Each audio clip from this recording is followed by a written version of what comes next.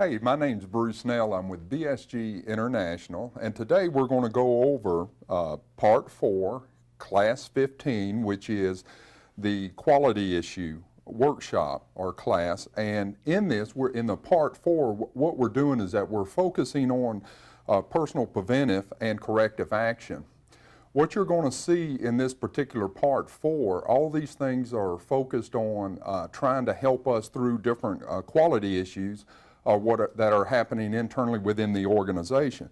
This quality issue class is really looked at and focusing on, number one, if we do have a quality issue, how do we address it? But the majority of this class here too is going to be looking at personal responsibility. As I got into some of the larger companies, and we've talked about class after class about the negative rap and all this other stuff, we would get in and we'd have some folks that really didn't care one way or the other what the company did. You remember we're talking about the 1% and how they're like a cancer internally within the organization that affect 20% real close, that in turn affect all the other. So what we're doing is that we're wanting to step back. We've had so much stuff thrown at us over the last 30 or 40 years, mainly about speeding up, mainly about not taking time to do X, Y, and Z. And what we're saying is here, we want us to step back and start looking at why in the world things are happening to us, both personally and in business. And this responsibility workshop is what we want, is to step back and look at not only our personal life, but our business life and how they're interchangeable. The thing that affects one affects the other. So this responsibility workshop is really want us to think, step back and think that what we're doing, where we're at, why we're here, and that our personal responsibility not only to our family and our community, but also to the organization that we're working for. So if you'll look at, turn in your class to page 1, and we talked about this, we're going to talk till we're blue in the face about the base values. If you look at the base values and the 2 rules, really means just do what's right. And we're saying we got to treat everybody as you would like to be treated, and we're looking at the quality of personal and professional in our work life. We also want you to remember too, as we're going through this, because you've seen it throughout all these classes of how these 4 barriers are interacting daily with what we're doing in the workplace, not only in the workplace, but at home. So we're going to re-emphasize this again. The 4 barriers to quality is fear of expression or action, 2, lack of communication, verbal, written, lack of written procedure, and lack of training. And remember, we can't train till we have written procedure developed by the people doing the job. Can't do that until we have open and honest communication. Can't do that until we remove the fear of expression or action. And remember the 2 rules. The 2 rules are, do what's morally and ethically correct and treat everybody as you want to be treated. So this is the underlying theme throughout our entire certificate program and with our entire curriculum of the ABS. When it all gets down to it, we got to just do what's right. The other thing that we want to really focus on in looking at these 2 rules is that it's not that the organization is not adhering to the base values and that they don't believe in doing what's morally and ethically correct and treating everybody as you want to be treated. As the organization grows, we lose sight and focus, and we don't reaffirm all these things, what we call the base values in the organization. So it's not like your organization, because I have not seen one yet that didn't believe in these base values. But making it happen and holding it accountable and reinforcing it through the organization are 2 different things. So if you look at it, it's not the fact that your organization is not of ethics, because if your organization was not, y'all would be out of business right now. Because I've never seen one that really goes into business to lie, cheat, and steal that is still in business today. Yeah, they might make it for 6 months to a year, maybe even 2 years, but eventually those folks are gone. So we're wanting to leave you with this, that our people are good people, that the organizations you work for are good. It's the 4 barriers to quality that are making all these things uncomfortable for us. If you'll look at, we're going to go over the executive summary. We're going to touch on that just barely. But if you'll turn to page 4, we're going to summarize that, and then we're going to get into the workshop. So after class, go back and really spend some time reading the responsibility summary of what we're going to be talking about here, because we want to make it very clear that if we have a job and we're working for someone, it's our responsibility to perform. Nobody else's. It's our responsibility. And we're not going to make the excuses. And these are where some base values, some base character things come into play. So let's look at, I'm going to summarize the workshop on responsibility. You must let everyone know that what the program is about. It's about moving and changing for the right reason. If you look at everything that we're talking about here, because of the fear in the organization, your people are afraid. Why are we in here looking at, why are we going over a quality issue workshop? Why are we going over a responsibility workshop? What we're saying here is that the organization has to be doing this stuff for the right reason. And the majority of them are. And if you're looking at taking this program or taking what we're doing to downsize, outsource, re-engineer, and wreak havoc on your organization, you don't even need to follow this thing or present it, because what we're talking about is contradictory to that action. What we're saying here is build our organization and build our people both internally and externally through personal and process development. Let's look at number 2. It says, you almost all share the same thoughts and concerns. Now this was real interesting. From the owners of the organizations, we've had a lot of companies, especially starting out over the first 10 years or 11, that were family-owned businesses that grew to be big businesses. And what I saw is that the folks at the top, the folks at the bottom, folks sideways, and everything else, all believed their issues and their concerns were the same, or were not the same. I'm saying they all are the same down deep, and that's what we're going to be focusing on in this responsibility workshop. The other thing that I want to reinforce, we all have inherent goodness in here, and that's our struggle. If you look at it, and a lot of things that we hear and that are impressionable, or that is really putting some negative rap on our lives, is contrary to how we feel in here, mainly influenced by the media. Because that, whether we like it or not, that's kind of where we're getting the majority of all this negative imprinting. So if you look at it, what you're feeling right here is correct. I don't care what anybody says. I've been speaking all over the country, and from basically Port Angeles, Washington, which is way up there by Canada, all the way over to Washington, D.C. All the people, everywhere I go, all feel the same. So what we're going to do is reinforce really how you're feeling right now and about where we're at in this program and why we're here and why we're looking at this responsibility workshop. Number 3 is there needs to be a balance between home life and work life, because one affects the other. And what we're saying here is that that person that is sitting in the office beating their chest going, hey, I just leave it at work, that guy is not only not being truthful with his coworkers, they're not being truthful with their self. Because they go home and what is happening at work is affecting them at home, and what's happening at home is affecting them at work. And then when we have it shut down, I love this great thing where you two are adults, get in there and solve it. Believe me, it ain't going to work. We're going to have to help our people through and be the first person to step up and show concern for one another and help us through it. The job and quality of life are very important, because you can't have one without the other, not unless you got a rich daddy or something that's left you a ton of money. 93 to 97% of us are in the workforce. So if you look at it, whether we want to admit it or not, we have to work, and the majority of us work for somebody else. So other than if you got a cash pile of money, we all have to work, and we all have to do what we can in order to contribute to the organization, contribute to our life, and contribute to our home life. You also have the responsibility for the success of a quality program or this ABS program. It's not just a management responsibility. And this is another thing that's kind of disturbing that we go out there. When we go in and start implementing, mainly because of the change in the fear, is that it's like we're having to point fingers at management. Management is just as involved in the 4 barriers to quality as everybody else. In this responsibility workshop, it's just as much your responsibility to take it and implement it internally within the organization than it is management. It's everybody, and this is where we're talking about too, the base skills. You remember the base skills, what this whole series is about.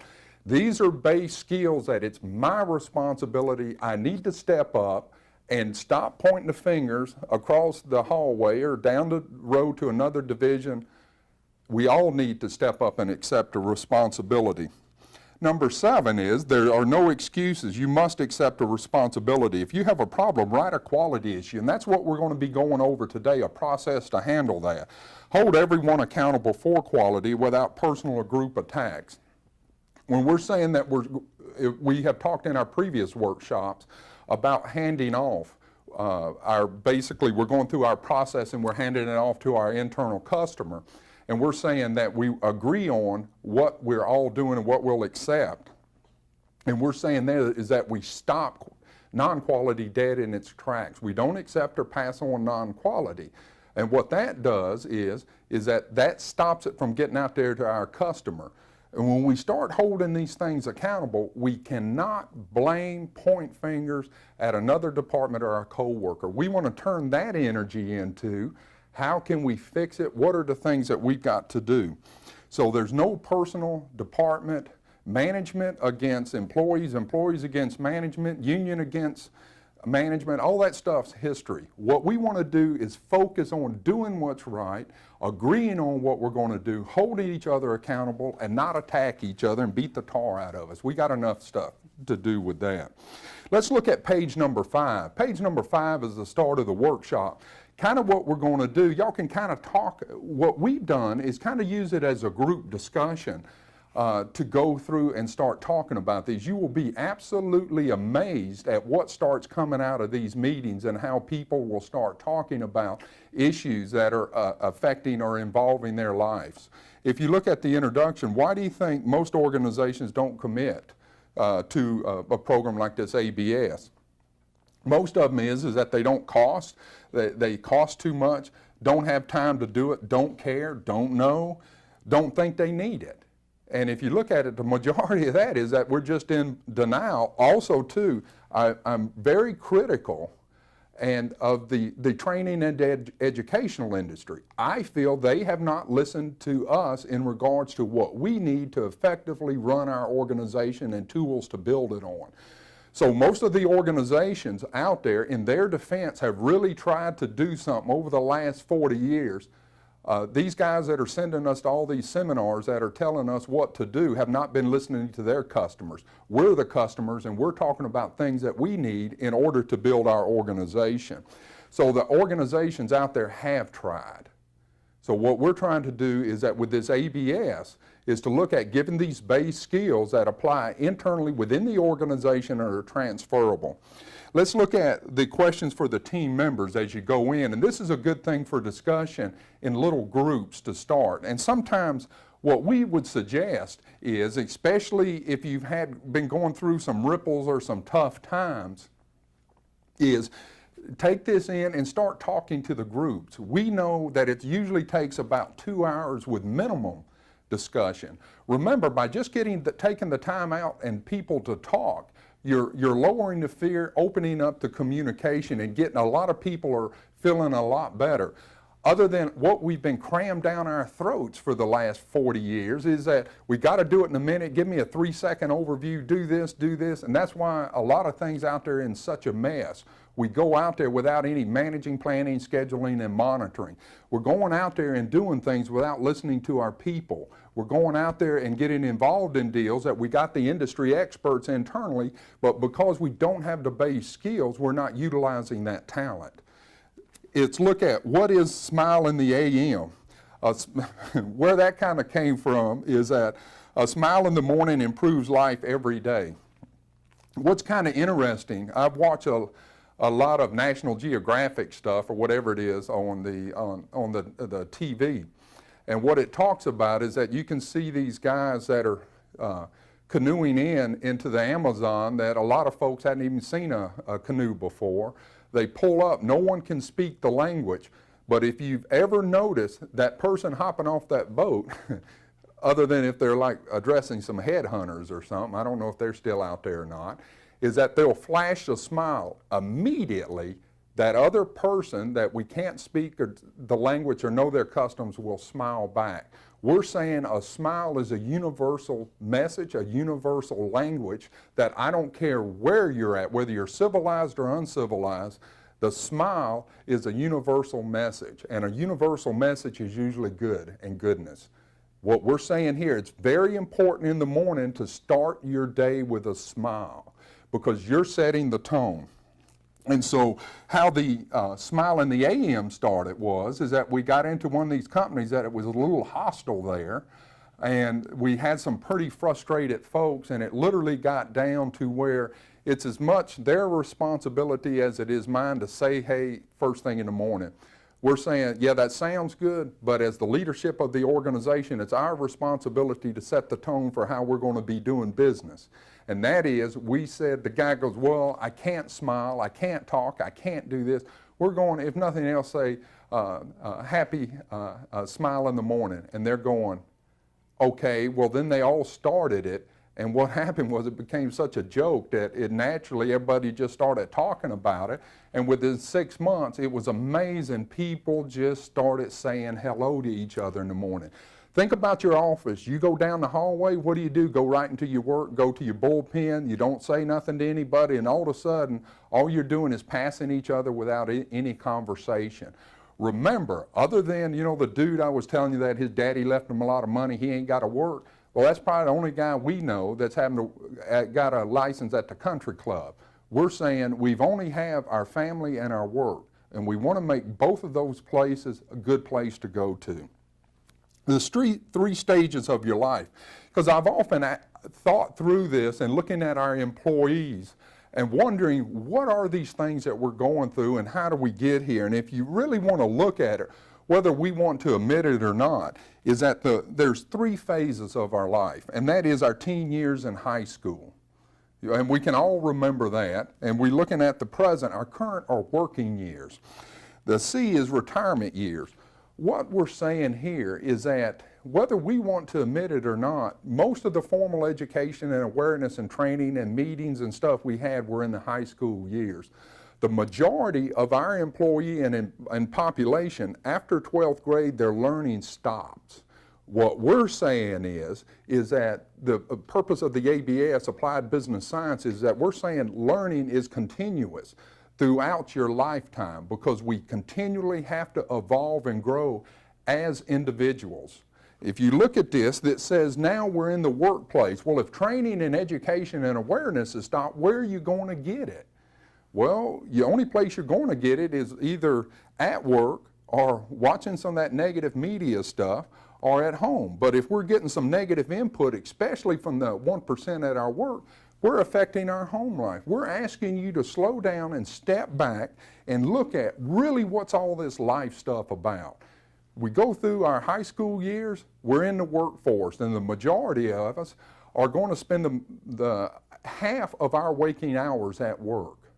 Not only that, but the majority of our life is going to be being employed or doing something for ourselves. So we're saying here, let's make that work life a good place and let's continually grow. Because whether anybody wants to admit it or not, we're all working to make sure that we have a secure life for our retirement years, whether anybody wants to admit that or not. And if they're not thinking about down the road about how in the world I'm going to pay rent, they've got some other issues that they're dealing with. But if you look at it, this thing is affecting all of us, these 3 phases. And what we want to do in that second phase is incorporate a positive work environment, continuous learning for our people that's going to help our people at work build and grow personally, that will in turn help their organization and help their families. And we've had 11 years to prove this. So don't start saying this stuff ain't going to work. It will work, but it takes time to make these things happen. Name something that was happy or positive during your teen years. We want you to think about what are those things that made you happy. Now, we got some folks there, and some of the things that made you happy we can't say on the air, but a lot of us here have got some very good things that made us happy and smile.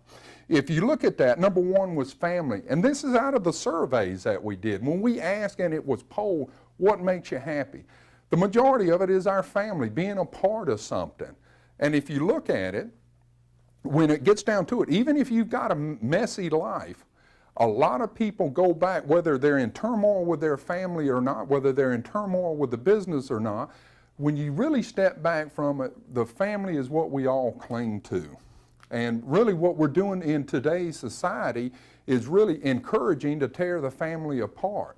We have a child, what do? We throw them out into the wild and let somebody we don't even know raise them. And what we're saying here is that we got to be responsible for ourselves and our family and our organization. We're saying, what else did we do? We kind of hung out with our friends. And that was me riding around throwing newspapers in a 64 GTO, listening to the Everly Brothers on an 8-track. So if you look at it, it was kind of the family and kind of hanging out with the folks. And I happened to play some athletic stuff. And if you look at that, a lot of that was built around team and teamwork through competition, and that's a whole nother issue. We got these folks out there saying that we can't even do dodgeball because it's competition. Let me explain to you what real life's about. It's not sitting out there and walking out there and being like everybody else. Life is competition to continually improve who we are and where we're at and what we're doing. That's how that's built into here. And these folks that are telling us that we got to conform, we got to do this, we got to do that, and you can't put pressure. Any of y'all have any pressure right now? Well, they're telling us we're not supposed to have pressure. We do it. We're just not addressing it. We're going to show you and think about how we can move getting through all this stuff. Next is a boy or girlfriend. So after the family, and I'm getting some smiles on that one, either family, the friends, or we end up having a boyfriend or girlfriend, not me personally. And if you look at it, living for the day, the majority of it in high school and in those years, we weren't thinking about 35 seconds down the road. We were thinking about where we were at, what we were doing, and not even thinking about if we did X, Y would happen. So if you look at it, the majority of us were just living for the day. And that is, we weren't thinking about the future. We weren't thinking of, well, we all kind of thinking about either a girlfriend or getting a new car or having enough money to put gas into the car. But other than that, that was it. In our neighborhood, we weren't even concerned about getting through school. We were more concerned with football, basketball, and baseball. The other interesting thing here about living for the day is that what happens is the majority of our population does not continue education past, and that's kind of the mentality. The mentality of education is to train you for what? I don't know. They're talking about maybe for college. We're saying what we have to be training for is that our external customers are the workplace, basically is the work, and life. That's who our external customers are. We're not training to get enough certification to where we can go to college. We need to be training because 93 to 97% of us are going to have to be in the workplace. So I was very fortunate. In our family, the rule was you either work at the family business or you play sports. So I said I was always kind of the lazy one. I just played sports and stuff. So if you look at that, what were these things and what were the positive things in our life? That's usually what came back. Think about how you fit in there. Also, it says, number 4, we're looking at why did we do something right or wrong in the teen years. We're looking at what made us do certain things. Why did we act right or misbehave or whatever? And one of it, the biggest response was fun. Whatever it was we happened to be doing, we did it because it happened to be fun. Then the other interesting thing that started creeping in is that we wanted to fit in. See, there's a story in the book that we talk about that we want to belong. Whether anybody wants to admit it or not, we want to belong to something. That's why the family, and that's why whether we realize it or not, want to belong to the organization that we work for, be a part of it. And if you don't want to fit in, and if you're not going through yourself, the first guy's beating his chest, said, I don't need to belong, I don't need to do this, I don't need to do that. They're usually that 1%. And that's the guys that are not only not being honest with their coworkers, they're not being honest with themselves, that will in turn affect their family and their organization. The other reason we did either right or wrong is that we didn't know any better. And then we're looking at, okay, if we didn't know any better, yeah, we can understand that. And then what was the other reason? Basically, again, living for the day. We weren't thinking what the results of our actions were going to be. So if you look at this, we're now getting employees out. The majority do not go to higher education after high school. So what happens is, if we're not continually growing and developing, we kind of get stuck in those high school years. Now this is a key point, and we're going to come back to that. This is where we're saying with the base skills that we continually have to grow as a person. And the person also has to grow and contribute not only to their family, but to their organization and their community. Because all those seminars and all those folks that are telling us different, this is real life. We all have to contribute and be a part of, and that's what we're here for. And another interesting thing, are you still doing the same things as in your teen years?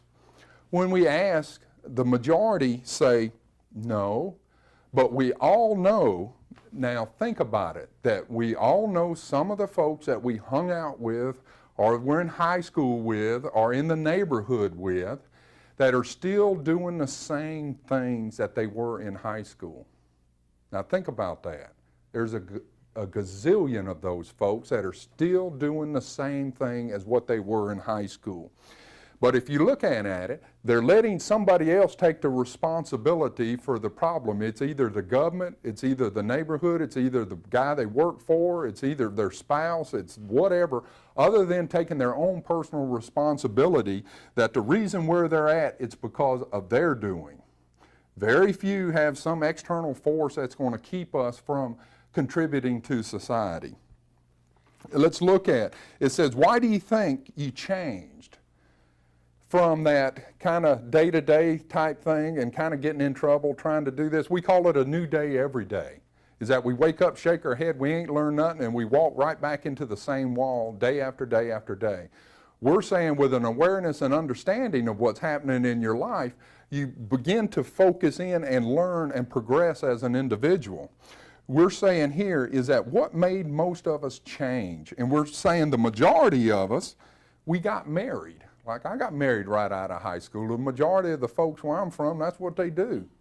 We're saying if you can't get a job, we get married and have kids. So if you look at this, we're saying that the majority of us that has forced change, and this change going toward responsibility, is that we got married. Because now we were no longer responsible just for ourselves. So we could neglect us, but now we've taken on a family, and now we are responsible not only to ourselves that we might have been neglected, but to our spouse that will in turn bring us the responsibility to the community and the organization. And it says next is children. I don't know how many of y'all have kids. And like I said, a lot of the stuff that's happening out there, we're encouraging to throw our kids out there. And we're saying the responsibility that made us change is that we got married and the children. And whether we like it or not, if we're having children, we do not have a choice of whether we want to be responsible or not. They didn't have a choice what house they're living in right now or who their mom and daddy is. We have to be responsible, and that forces us to grow because now we're having to be accountable. Now we're having to think through things other than reacting because now other folks are depending on us. So it, in effect, almost makes us step up to responsibility. When we're looking at, this is what we're saying here, the thing that's kind of made us move to a point of responsibility. And the ones that don't, the majority end up being in the workplace in that 1% that's wreaking havoc on us. And they were the same folks that were in high school. They basically quit growing after about the 9th grade. If you look at this, the responsibility, so whether it was like buying a car, now we had to get gas to put in it, that's what's forced us with the responsibility. Number 7, it says, how many of us still know someone hanging out like in the teen years? Most of us do. And most of us all know that person that's blaming everybody in the world under the sun for their misery. And what we're saying is that one of the best indicators is listen to your spouse. because they're looking at you going, you know, why are you hanging out with that jerk? Or you even listen to them? We're going, oh, they're a great guy. A couple of years down the road, they done took your billfold, your wallet, took your car, and they're going, ah, you should have listened to me. Listen to your spouse. They have a little less what we call prejudice perception on what's right and what's wrong in regards to these external friends and relationships that we have. And stay away from that negative person. I don't care. That person is affecting you whether you realize it or not.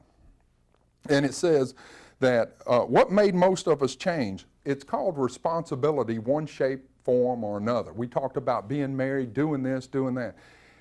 I know when we grew up is that at 18 you were out of the house, and I don't care what anybody said. If you go back and look, and if you were over 18 still living at home, you were like a sissy or something. So at 18 you got out. That all of a sudden made us kind of get a job, because now we had to get an apartment, or we had to share an apartment with somebody.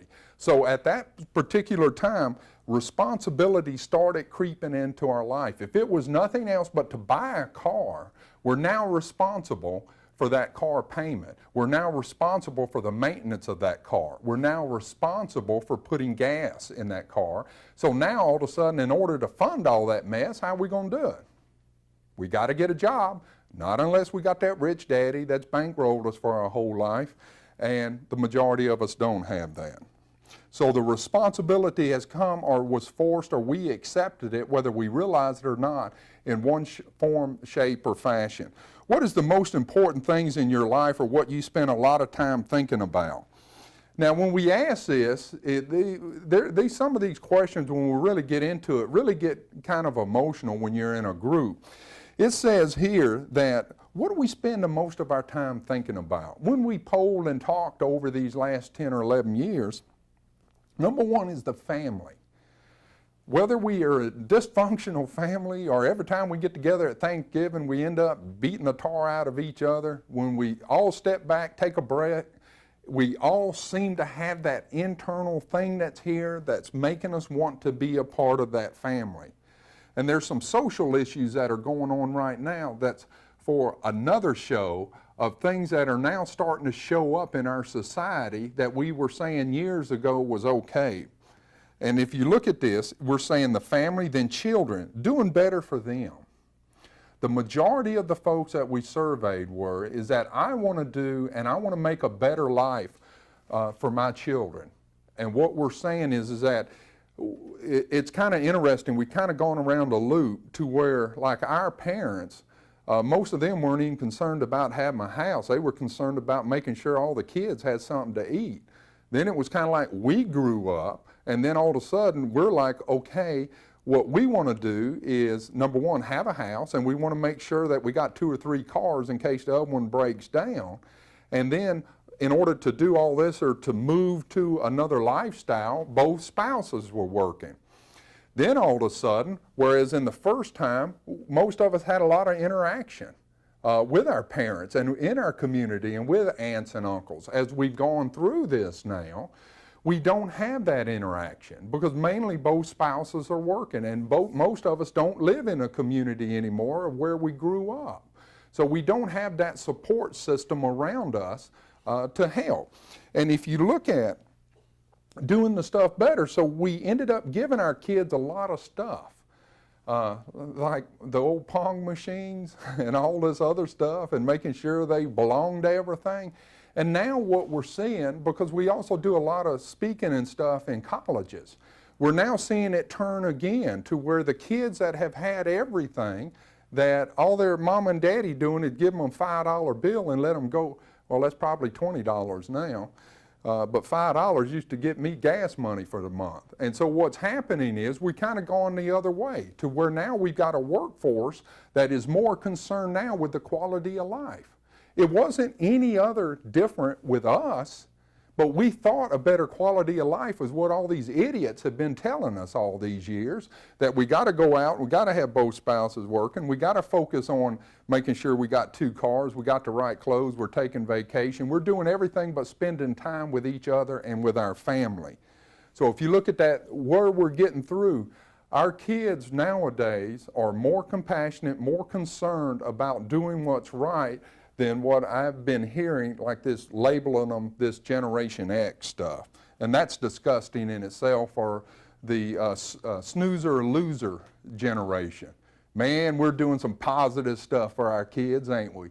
And thank you, Mr. Media, and all you guys that have gone to all these clinics to tell us who we are. We're saying our kids are good people, our workplace is good folks, and what we're saying here is that how you're feeling in your heart is true. Don't listen to all this other stuff, because they ain't going to be here. If you look at it, then after we go through the family, the children, what is it that we're thinking about? Most of us are thinking about work after those. And if you look at it, if you go to a happy hour on a Friday afternoon, what's everybody doing? They're sitting around talking about work. Is it usually the positive stuff? Usually the negative stuff. And it's usually all this junk that's keeping us from doing a good job at work. And that's where we're saying about the base skills, the 4 barriers to quality, and especially that we're going to focus in another class on what the damage that this 1% that we're not addressing internally. So whether we want to admit it or not, as we looked at, it's family, the kids of that family, doing better for them, and work. That's usually what takes up the majority of our thinking time. And it says next is, how many of us think their father or mother had the same concerns as we do? Almost all do. When we really went through it, a lot of what we were thinking were that we were kind of the only ones that felt or thought this way. What we're saying is not only, or what you're thinking is how the majority of the population is thinking, but also too of what your parents were thinking. Now what we're saying now is that with a lot of this negative stuff, this political correctness junk, this political correctness stuff is just not making it a decision. That's what that mess is all about.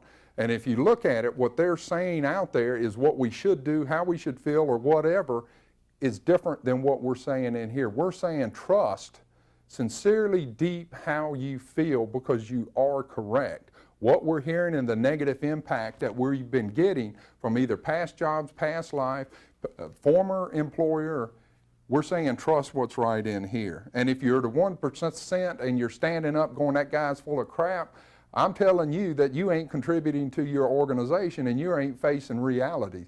So whatever you're going to say, we ain't going to listen to anyway. Did most of us see as much of our father as we wanted to? Most answered no. Why? Because he was working. Now this thing started 11 years ago. Now the majority of us are telling me to put their mama in there too, because most of them ain't seeing their daddy and their mama enough. So not only have we took, it seems like the father out of the picture for the majority of our kids and for our family, now we're taking the mother out.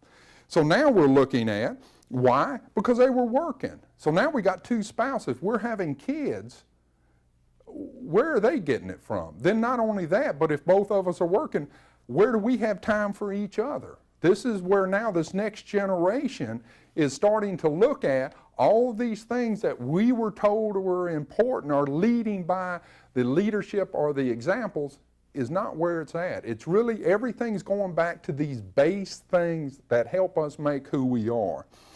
BSG International really want to stop and think about where you're at in your life. Slow down, think, and plan.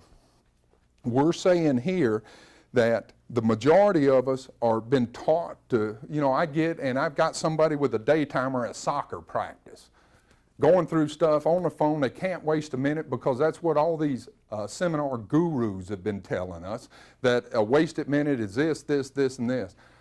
I don't care what they say, is that child, that spouse, if y'all just hop in the truck and ride around and go to the store and get a carton of eggs, that's what they want to do. All this stuff of having every minute in your life planned and scheduled, especially at home, is not where it's at. We're saying here is that we want you to stop, step back, and look and think about currently where you're at right now in your life. And where are you going to go, and how are you going to get there? But we get so caught up in all this other stuff that we don't step back to think. And what's sad, I've been in companies to where these folks are retiring after 30-something years.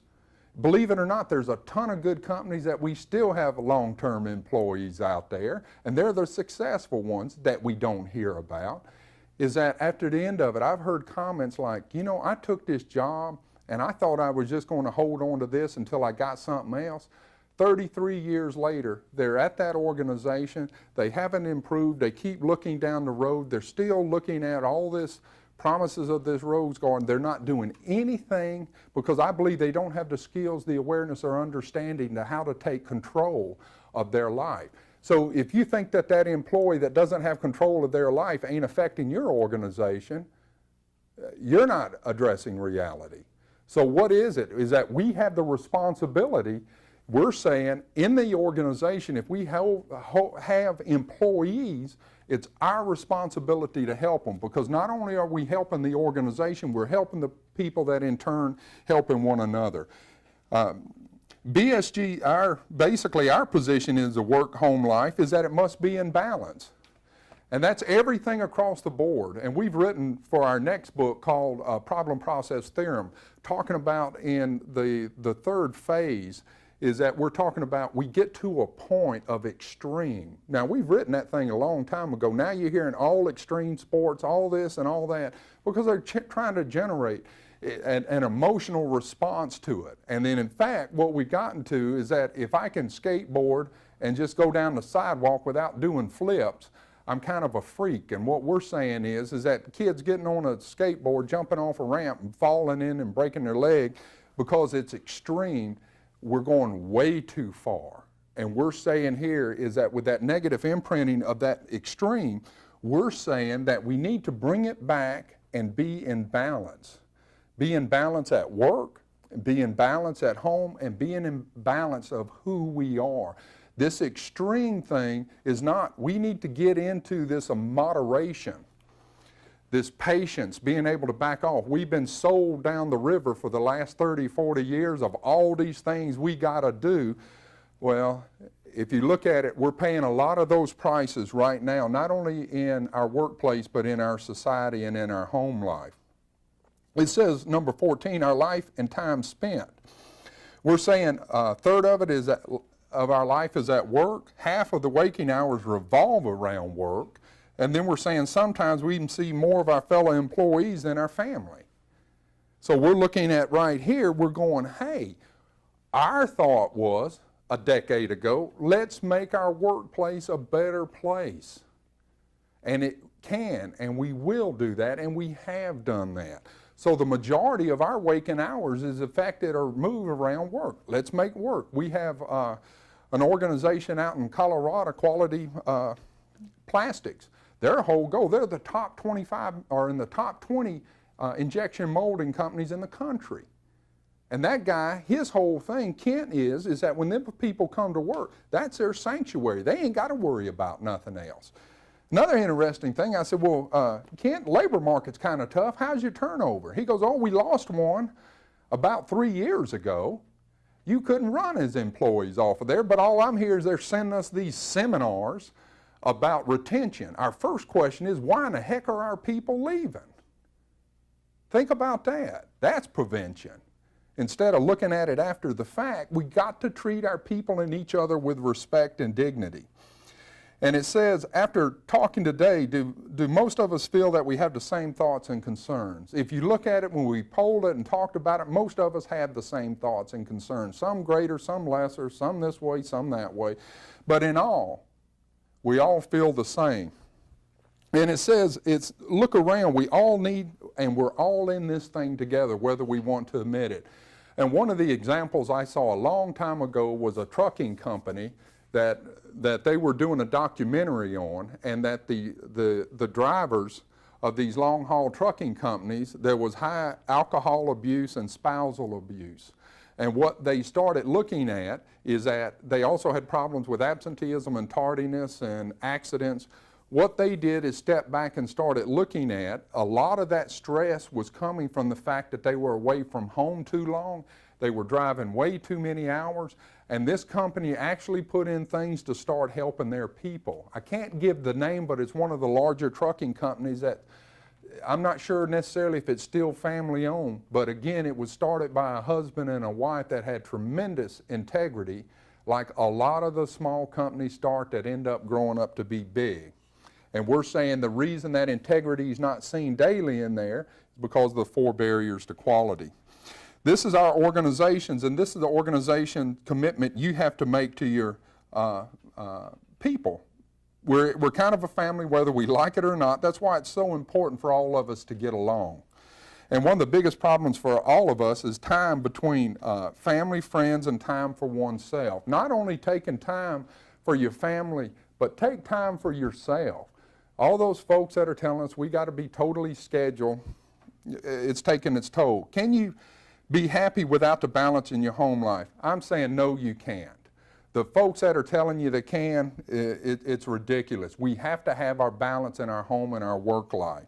How can we manage our time? We need to do a better job of planning, scheduling of activities with our children, with our work, and with ourselves. That's another thing. We've been told to get our kids involved. All we do is send them to these soccer clubs and baseball clubs and basketball clubs, and they're on the road 24 hours a day. They don't even have time to be with the family. What we're saying is an involvement is, if you're doing nothing but sitting at home, putting a 1,000-piece puzzle together, that's involvement. Let's focus in on that. And the example, what we're talking about, planning, scheduling, we have to manage and plan our home life, because what we discovered is that we're running up to Walmart to get something. Well, if we'd have put a Walmart day on there for Thursday afternoon, we could have got everything instead of making 20 trips. That's an over-exaggeration, but look at all the things that we're doing to defeat ourselves. 22, this is one of the things on page 7 our program focuses on here in the organization: time management, planning, scheduling, and monitoring. And we're saying here, as it says, plant downtime truck repair. One of the things that we discovered in these organizations is that we're doing things over in this department that's affecting the other one that's not communicating, that we become totally inefficient. Is it our responsibility to manage, plan, schedule, and monitor? Yes, it is. And if you look at this, it says, when do we start? Right now. We ain't got to wait till the weather changes. We can get started right now. Smile in the AM, be up, positive, and supportive. Don't accept or give non-quality of person, process, or procedure, and always remember the 2 rules. Now, this is an interesting thing to be working on in a discussion group. And if you got somebody standing there with a calculator saying that y'all sitting down talking and it's costing the company $10 an hour, how much is it costing all this inefficiency and all these things that we're not managing, planning, scheduling, and doing, and taking time for our employees costing? That's a hard number to put on it. So what we're saying is, don't put everything into a number value, because you can drive yourself nuts if you start thinking that I'm sitting here with my child and that's costing me $11 an hour. That's kind of where that line item mentality that they're teaching us out there to focus on. And I'm saying that's crap. We don't need to be doing that. We need to be focusing on ourselves and our community and our kids. Look at page number 8. What we're going to do here is look at a story. It's called How to Address Personal Conflict. I'd like to read the life lesson. It's the focus of addressing a quality issue is not pinning the blame, but in coming to an agreement, a solution. What this whole thing is about, whether you're at home or whether you're at work, is focusing in on the issue and focusing in on the solution. Not blaming, pointing fingers, whipping the tar out of somebody, or looking for an excuse of whatever in the world happened. Focus on addressing the issue and not whipping each other and trying to find an excuse. So what we're saying here, let's focus in on what we're doing and focus in on the issue. And what we're saying is that let's not spend the time beating each other up. Now let's go to page number 9, and it's called The 2 Rules. And the life lesson is, the 2 rules are: do what's morally and ethically correct and treat everybody as you want to be treated.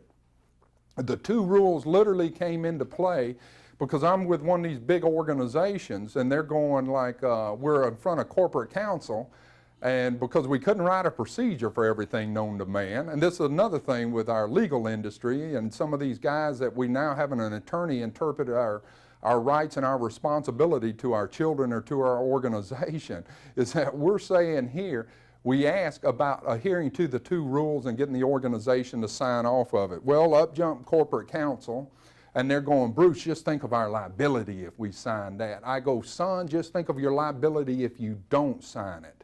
What kind of message are you sending to the organization and to your people? Man, we've gotten this political correctness thing, and we now have mutually agreed upon. We've got all these other things. We're even having to sign a disclaimer to where we can or can't, or whatever we're saying is making sure. Let's get back to just telling the truth and treating each other with response. We're focusing on everything. You cannot legislate morality. I think we've got enough examples of that in the media that they're happy to share with us daily. If you look at page number 10, it's called quality issues. Number 11, page 11, is where we want you to look at the life lesson. You can't have quality before you have a base foundation of doing what is morally and ethically correct, treating everybody as you want to be treated, holding everybody accountable for that treatment.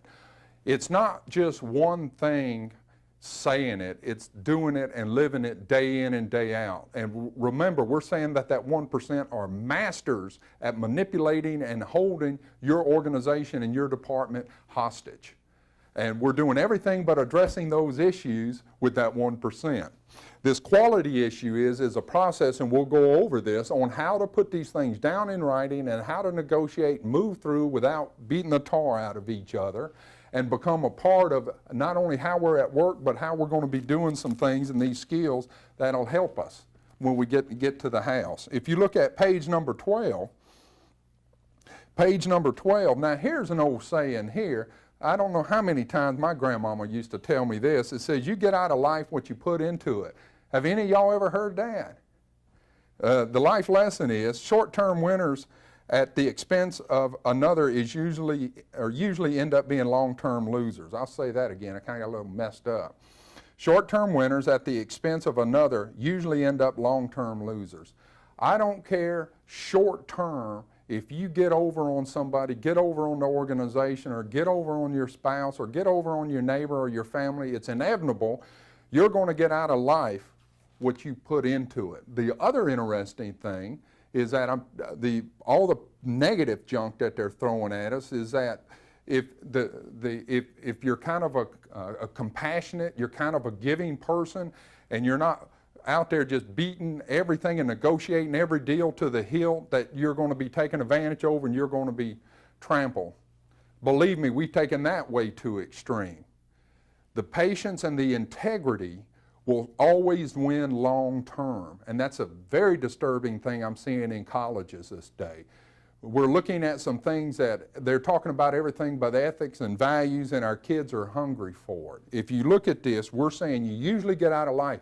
And when you're putting out negative stuff and you're getting over on folks, it comes back in abundance of negative stuff to you. You are going to get out of life. Whether it comes back to you in our current life, in here, that stuff's going to eat you up. Whether you might end up doing whatever, but in here, you're going to pay for it. It's inevitable. I guarantee that. We got 100 billion years of history to support that.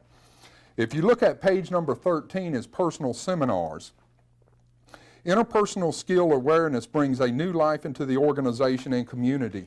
This is what we're saying here when we got started 11 years ago, is that we realized a lot of our people didn't have base interpersonal skills, base skills. This is what this whole thing's evolved to under this applied business science of basically helping our people in both process and personal issues and skills. If you look at this, the seminars, we really believe that University of Tomorrow, what we're calling an awareness center, now they got companies doing corporate stuff, but we're saying is going to be done, and we're going to have this awareness center that we have to have to do the stuff for our people at work, and that one day we as families will be participating in seminars as a family to grow and to continually grow and to help ourselves, that'll in turn help our community, that will in turn help our society.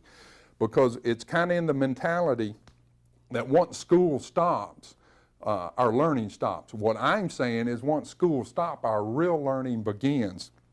And we need to give some structure and some direction and some help to our folks there that don't have access to it.